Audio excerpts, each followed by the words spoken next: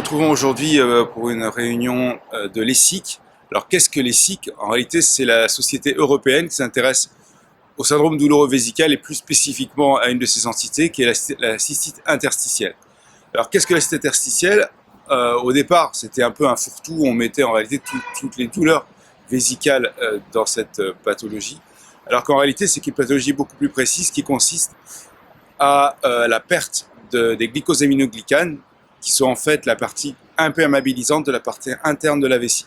Ce qui fait qu'à ce moment-là, l'urine se trouve directement en contact avec les terminaisons nerveuses et la partie profonde de la paroi vésicale, ce qui va entraîner des douleurs, et des patients ou des patientes, c'est principalement des femmes, qui vont avoir des douleurs vésicales dès que la vessie se remplit et qui vont être soulagées par la miction.